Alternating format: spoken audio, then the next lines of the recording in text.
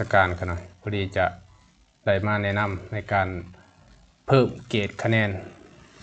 หรือว่าเพิ่มคะแนนให้นักศึกษาก่อนอื่นแม่นเขามาที่เว็บไซต์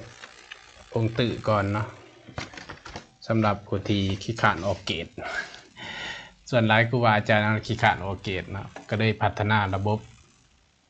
การออกเกรดผ่านเว็บไซต์เพื่อให้นักศึกษาสามารถติดตามเบิ่งครูอาจารย์ท่านในที่สามารถออกเกรดได้เนาะให้เขามาที่เว็บไซต์องค์ตื่เนาะองค์ตื่ ttc.edu.com แล้วก็เข้ามาที่นักศึกษาจะมีตัวคำว่าระบบจัดการนักศึกษาเนาะบริหารจัดการให้เราคลิกเข้ามาตัวซื้อผู้ใส่กับรหัสผ่านนี่แม่นให้ใช้เบอร์โทรหรือก่อนนะเบอร์โทรของไผของมันเนาะทั้งคณะครูอาจารย์ที่สอนวิทยาครูองค์ตื่มีเบอร์โทรของไผของมันเนาะซึ่งขน่อยอะไรเพิ่มเบอร์โทรเข้าไปทุกองค์ทานนะเนาะผู้ใดที่จะเอาคะแนนให้สำหรับตอนนี้เป็นสายภาษาอังกฤษก่อนเนาะเพราะว่าสายภาษาอังกฤษเอาวีซ่าลงเบิดแต่ยังแต่ภาษาใช้กูภาษาลาวจะเพิ่มลงให้เบิดก่อนอื่นแม่นให้ใส่เบอร์โทรเจ้าของลงไปเนาะนี่ก็จะได้ใส่เบอร์โทรเจ้าของลงไปก็เข้ามาสู่ระบบหลังจากเข้ามาสู่ระบบแล้วเขาก็เลื่อนมา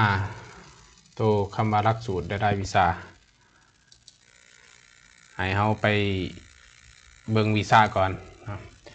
เบิ่งว่าวีซ่าที่เจ้าของสอนมีบ่อยู่ในนี้เนาะถ้าบ่มีเพิ่มใส่เพิ่มก็ง่ายๆเนาะเพิ่มวีซ่าใหม่อยู่นี่อยากใส่รหัสใส่ชื่อภาษาลาวภาษาอังกฤษเลือกสาขาเลือกอย่างให้มันถือตามตารางเรียนที่เพิ่นออกไปนะหลังจากเข้าลงเพิ่มวีซ่าแล้วก็วีซ่าก็จะขึ้นมาอยู่ในนี้หลังจากเข้าเพิ่มวีซ่าแล้วให้เข้าไปที่ลงทะเบียนการที่ลงทะเบียนนี่เข้าต้องเบิ่งรายชื่อนักศึกษาเนาะว่านักศึกษาจะออกเกรดให้นักศึกษาท่านใด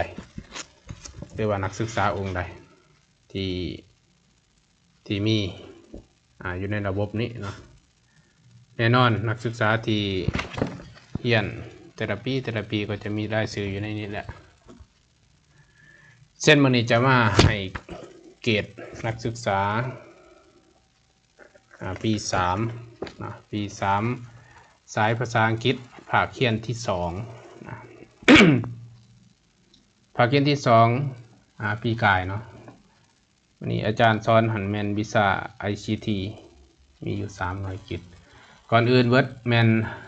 ก็ต้องลงทะเบียนใหม่เนาะลงทะเบียนใหม่วันนี้จะเห็นรายชื่อนักศึกษาอยู่นี่แต่ว่ามันก็จะงงๆเนี่ยเพราะมันเป็นตามรหัสถ้าใครมีรหัสนักศึกษาก็จะง่ายหรือเบิ่งในตารางเรียนเนาะที่เขาหมายขาดล่าก็พิมพ์ชื่อเข้าไปด้วยก็ได้เนาะเป็นปี3นี้ซื้อได้ซื้อนักศึกษาปี3หรือว่าเรือนหาก็ได้ถ้าผู้ใดมีรหัสนักศึกษาก็เอาพิมพ์ใส่รถนี่เนาะปี3นี่จะให้คะแนนพระองค์ยิวเอาพิมพ์มาองค์ยิวขึ้นมามันก็จะเลือกสายเรียนอัตโนมัติให้เนาะคือสายภาษาอังกฤษที่นี่เขาหน่อยจะเพิ่มออกเกรดให้นักศึกษาปี2023-24เนาะ2023-24แล้วก็ปีเรียนเป็นปี3นะปีเรียนเป็นปี3แต่ปีก่อนนั้นเป็นปี2เนาะเป็นปี3เป็นปี2พอปัจจุบันเป็นปี3แล้วก็ภาคเรียนที่อาจารย์สอนเป็นภาคเรียน1เขาก็เลือกภาคเรียน1 หลังจากเขาเลือกภาคเรียน1แล้วก็จะมีรายชื่อวีซ่าที่สอนเนาะถ้าบ่มีก็เพิ่มเข้าก็จะมีอยู่แน่เนาะเพราะว่าเพิ่มลงไปแล้วเดือนหาวีซ่าที่ก็หน่อยสอนแม่นวิธีสอน ICT นะเดือนหาที่สอน ICT มีบ่ว่ามีวิธีสอน ICT มีแต่คอมพิวเตอร์2หรือว่า อาจจะเพิ่มผิดบ่หรือจังได๋เนาะวิธีสอน ICT บ่มีแต่ว่าเบิ่งในตารางหันมีเนาะวิธีสอน ICT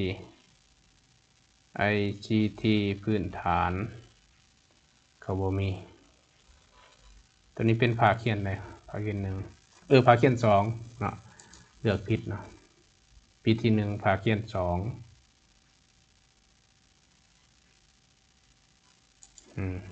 นี่จะมีวิธีสิสอน ICT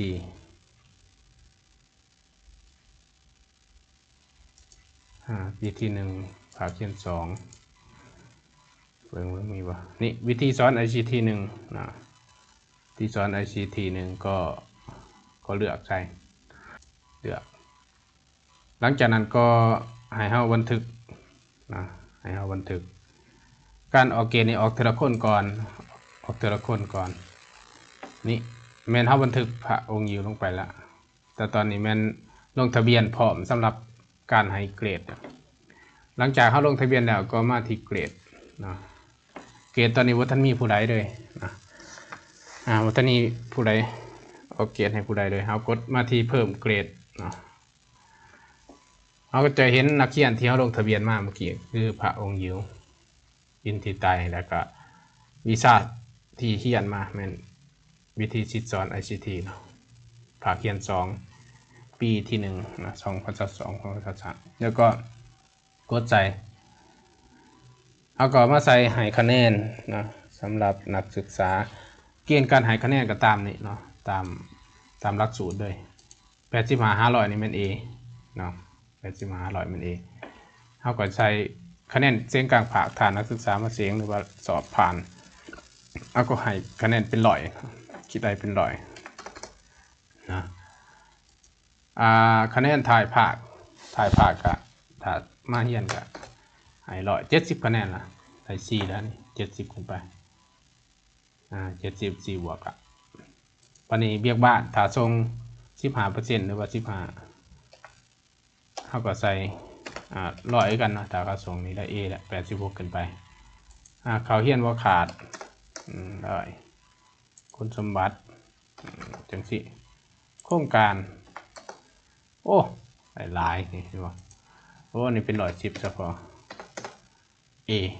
95ถือว่าคะแนนสูงแล้วก็บันทึกหลังจากเข้ากดบันทึกแล้วรายชื่อนักศึกษาก็จะมาอยู่ในนี้แม่นเกรดนี่แม่นออกแล้วนักศึกษานี่สามารถเอารหัสนักศึกษาตนเองนี่ไปค้นหาเบิ่งว่าเกรดนี่ออกแล้วบ่วิชานี่นักศึกษาก็เขาจะมีบัตรนักศึกษาเนาะเขาจะมีบัตรนักศึกษาของเขาเองอยู่หั่น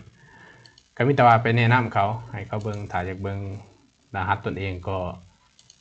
ให้เขาไปที่นี้อันนี้แม่นวิชาเดียวเนาะที่เขาออกเกรดแล้ว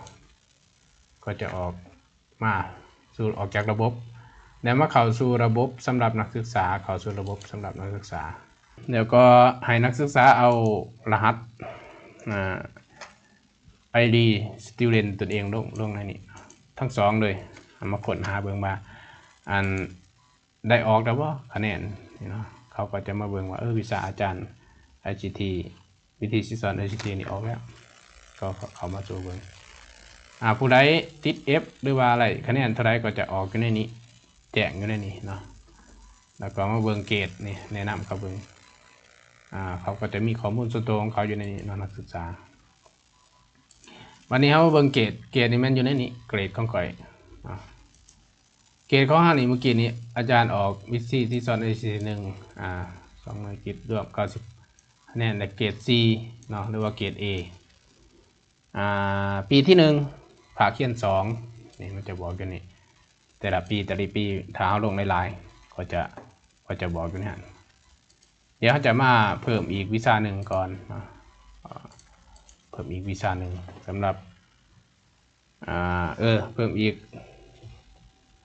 วิธีปี2นี่เขาหน่อยสอนวิชาเดียวปีที่2ภาค2เนาะของสายภาษาอังกฤษปี4ปัจจุบันนี้เห็นอีกตัวนึงจังน้อยบ่เข้าใจเนาะเข้าสู่ระบบแล้วก็มาหลักสูตรรายวิชาลงทะเบียน ลงทะเบียนนี่แม่นมื้อนี้เฮาจะมาสาธิตในการเพิ่มเกรดให้วิธีที่สอน ICT 2สำหรับสายภาษาอังกฤษสายภาษาอังกฤษปี4นะปี4ปัจจุบันนี้ตอนตัวเฮาจะให้คะแนนนี่แม่นให้ตอนเขาอยู่ปี2นะอาจารย์สอนมีจักวิชาสอนวิชาหนึ่งคือกันก็ลงทะเบียนปีนักศึกษาซื้อยังซื้ออาโบครูภาษาอังกฤษปีการศึกษา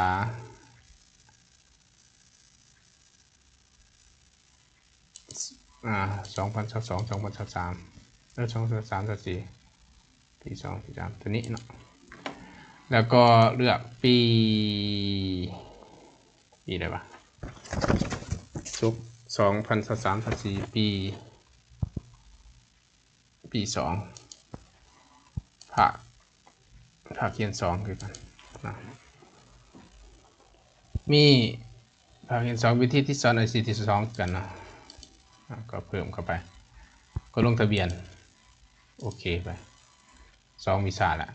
ถ้าผู้ใดลงทะเบียนผ่านก็จะผ่านตัวนี้เนาะคะแนนเกรดผ่านถ้าติด F ก็จะแจ้งนี่แล้วก็มาที่เกรดอีกตัวนึงเพิ่มแล้วก็เลือกให้คะแนน100ทุกมือ100บ้านทรงบ่ทรงแนวบ่ทรงแนวเนาะถ้าทรงเบิดก็ให้5% ให้ข้อ12นี่ก็ถือว่าสูงเกรด A ข้อบันทึกอันนี้สำหรับ อาโบนี่ก็จะสามารถค้นหาได้แล้วค้นหาได้บัดนี้จุดสำคัญเนาะเวลาเฮาบันทึกข้อเวลาเฮาบันทึกออกเกรดแล้วครูอาจารย์ออกเกรดแล้วแม่นเฮากดรายงานตัวนี้เนาะกดรายงานนี่เฮาจะส่งของวิชาการเฮาจะง่ายบัดนี้เนาะเพราะว่าเฮาออกเกรดแล้วเฮาก็มาเลือกชื่อนักศึกษาหรือว่าเลือกตามรหัสหรือว่าเลือกตามชื่อก็ได้ อันนี้พระอาโบสายภาษาอังกฤษถ้าแต่ละปีมันก็จะมีอยู่นี่เนาะเรียนกันอยู่นี่ครบทุกวิชาถ้าผู้ใดสอนเนี่ยก็จะกดส่งรายงานเลยกดส่ง export เป็น PDF เขาก็จะได้มาเห็นบ่ถ้ามีหลายวิชาก็จะเรียนกันอยู่ในนี้เนาะก็จะเรียนกันในนี้เขาก็พิมพ์ส่งวิชาการเลยหรือว่าส่งเป็นไฟล์ไปเลยก็ได้หรือว่าบ่อยากส่งก็ได้เนาะแต่ว่าถ้าออกคะแนนเดี๋ยวเขาจะเข้าไปเบิ่งเองก็ได้จะไปตรวจสอบเบิ่งผู้ใดแน่ส่งบ่ส่งก็จะฮู้สำหรับการแนะนำในการออกเกรดนักศึกษาก็จะมีเพียงเท่านี้เพราะว่าเขายังบ่ทันได้ฝึกอบรมกันเถื่อแต่ว่าอยากให้ครูอาจารย์เฮาทุกองค์เฮาหันเปลี่ยนมาใส่ระบบเทคโนโลยีเพราะว่าผู้ใดเขาก็ใส่บ่ได้ที่เฮายังบ่ทันใส่เนาะอย่าสิว่ามันยากเนาะเวลาเฮาเพิ่มซ้ำนี่เนาะบ่ยากเนาะผู้เฮ็ดแฮ่งยากก่อน ผู้พัฒนาแฮ่งยากก่อนเฮามีแต่ใส่ซื่อๆเนาะก็ให้ทุกองค์ทานเฮาพยายามส่งเกรดเนาะให้มันครบให้ตรงทันเวลาแต่ละปีเลยก็จะง่ายเนาะผู้ใดติด F ก็ให้ไปเลยผู้ใดได้ A ได้ B ได้ C ก็ให้บันทึกไว้ในหันเนาะ